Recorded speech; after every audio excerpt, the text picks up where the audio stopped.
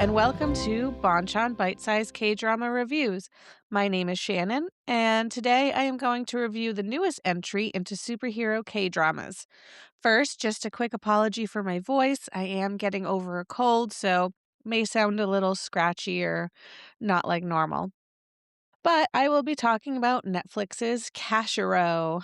I fear that this review will be on the short side, first because it's a short series, but also because I'm not sure there is a ton to talk about. But let's get into it. Netflix dropped this drama in one go on December 26th, 2025. Like I said, it's on the shorter side at only 8 episodes, averaging around 50 minutes each. Cashero is adapted from a webtoon by the same name. And, I'm not sure if it's supposed to be pronounced Cashero or Cash Hero. Um, I guess either way makes sense. The series is directed by Lee Chang-min, who has also directed both seasons of Welcome to Waikiki, which, if you've seen them, you know they're comedies. So don't be surprised by some of the more comedic elements of this series. The screenplay is by In and Jun Chan-ho.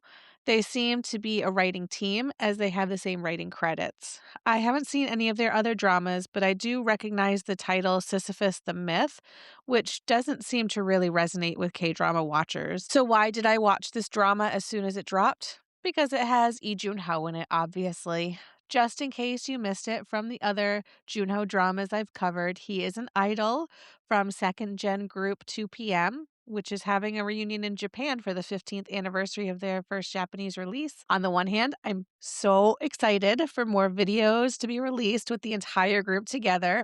On the other hand, I'm sad I can't go to any of those concerts. I guess I'll just have to keep hoping for a 20th anniversary world tour in a couple years. Anyway, Jun-ho is also a Baeksang award-winning actor known for his roles in The Red Sleeve, Just Between Lovers, King the Land, and Typhoon Family. Jun-ho is reunited with Kim Hae-jun, who played his sister in Just Between Lovers. In Cashero, they play boyfriend/girlfriend. She is also known for her roles in A Shop for Killers and Kingdom. Kim Byung-chul, who, will be recognizable for those who have seen All of Us Are Dead. I won't give spoilers, but his character is pretty integral to the plot for that drama. You may also recognize him from Sky Castle, Mr. Sunshine, Goblin, and Descendants of the Sun. He seems to get cast in a lot of supporting roles. And rounding out the main cast is Kim Hyung-gi. I wish I could tell you more about her, but this is the first drama I've seen her in. I also don't recognize any other dramas that she has been in, although it looks like she's been in dramas starting around 2007. I want to highlight two of the supporting actors. Kang Ha-na is known for playing a lot of roles where she is the antagonist with an attitude. You'll recognize her from Moon Lovers, Just Between Lovers, Startup, and recently Bon Appetit, Your Majesty. And then we have rising star Lee Chae-min. He's here as well. He had kind of a breakout year in 2025 with roles in Bon Appetit, Your Majesty and Crushology 101. He's also been in Hierarchy and See You in My 19th Life. So, what's Cashero about? Kang Sang-eung is an ordinary and kind-hearted civil servant whose life is anything but glamorous. One day, he forcefully inherits a unique superpower. The more cash he physically has on him, the stronger he becomes. While Sang-eung wants nothing more than a stable life, financial security, and to protect the people he cares about, his power puts him in constant conflict with reality. Every heroic act costs him money, forcing him to choose between doing good and staying financially afloat. So Kang Sang-eung is played by Lee Jun-ho. Like I said, he's just an ordinary civil servant whose life changes when he suddenly gains superpowers that scale with how much cash he carries. The fact that his strength grows with the more money in his pocket and, using those powers spends the money creates this constant conflict between helping others but preserving, his money so that he can reach his life goals, like buying a home and building a future with his partner. Kim Min-suk is played by Kim Hae-jun. She is Sang-eung's longtime girlfriend, and she is very practical. She's frugal, skilled with numbers, and works in accounting. She's constantly monitoring finances, including Sang-eung's. She is at first skeptical about the usefulness and the cost of his powers, but she still supports him emotionally, even as his heroism threatens to their financial goals and their wedding planning. Bong Eun-mi, or Bread Mi, played by Kim Hyung-gi, is a telekinetic with a quirky power. Hers only works when she consumes calories, especially carbs like bread or sweet treats. She's energetic, sharp-tempered, and part of the Korean Association of Superhumans. She uses her ability to help others while also juggling everyday struggles. Byun Ho-in, played by Kim Byung-chul, is a lawyer and leader of the Korean Superpowered Association. His ability activates when he drinks alcohol, letting him phase through objects and move in unusual ways. He is dedicated to helping others with power step into the light, and his role is both a mentor and a motivator for Sangwon. Jo Anna, played by Kang Hana, is an antagonist and chaebol heiress tied to Bominho, the Mundane Vanguard is what it's called, a powerful organization that hunts and exploits superpowered individuals. She is armed with influence, wealth, and has a ruthless approach. She pursues superhumans not out of justice, but for power and control. And finally, we have Cho Nathan, played by Lee Chae-min. Jo Anna's younger brother and rival heir. Unlike typical sibling bonds, their relationship is competitive and fraught with ambition. Nathan seeks to steal or control superpowers for his own goals, making him one of the more dangerous threats that our heroes face. So, who is this drama for? I would say this is a superhero drama for people who don't like superhero stories. This one follows a group of people just trying to survive in the real world.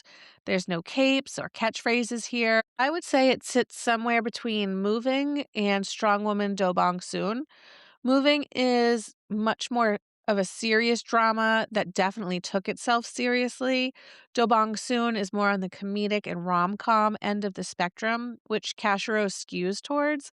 It has humor and heart, but also focuses on some slice of life aspects, but also has some social commentary on inequality and what it means to be a hero in modern society.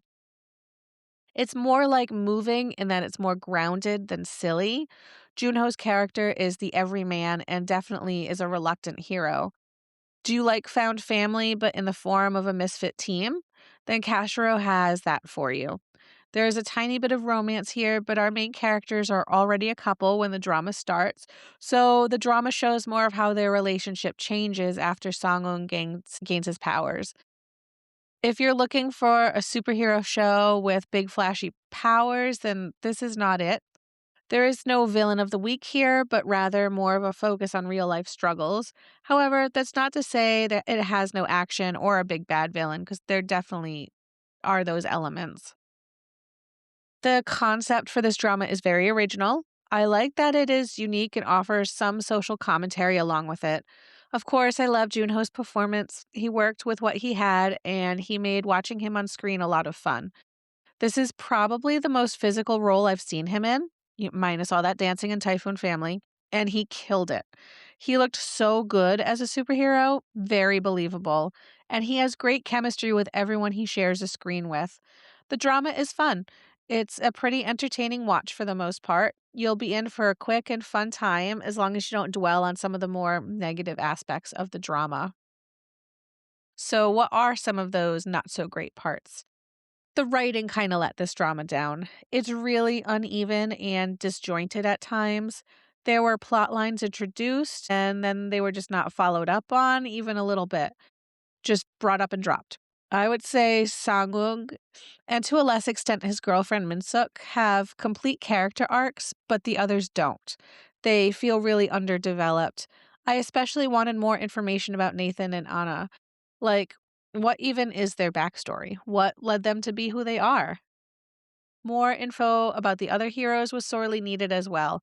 Remember how I said this drama sits between Moving and Strong Woman Do Bong Soon? Well, when it comes to tone, it definitely ping pongs between the two very quickly, which can feel jarring. It's a K drama, so you'll find some tropes here. Because of one person's powers, you will see that character drinking to excess. Juno and his girlfriend are pretty opposite attract couple. Obviously, we get the secret identity trope, and powers in this drama come with rules, which is nice. And it reminds me of how the author Brandon Sanderson described how magic systems should work. There are chaebols here, and they're the bad guys. All right, well, Cashero, I was hyped for your release. I saw lots of promotion and let myself feel a little excitement for the second Junho drama of 2025. But just like every other drama in 2025 that I was hyped for, this one kind of let me down. It's not bad, and I don't regret the time I spent watching it. I just dearly wish the writing were better to make this one of the better superhero K dramas. No hate to my Junho, though. He made watching this one fun. So I think I'm going to give this one 7 out of 10 finger hearts. If you're looking for a quick drama that will entertain you while waiting for new episodes of a new 2026 drama to come out, I would say give this one a try. Just don't go into it expecting it to change the genre or to close all of the plot holes. Thank you for those of you who have rated this podcast. And as always, thanks for listening. I'll see you in the next episode.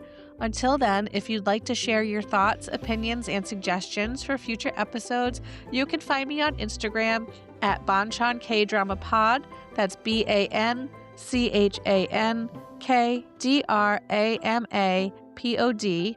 Or email me at bonchankdramapod@gmail.com. Thanks so much. Bye.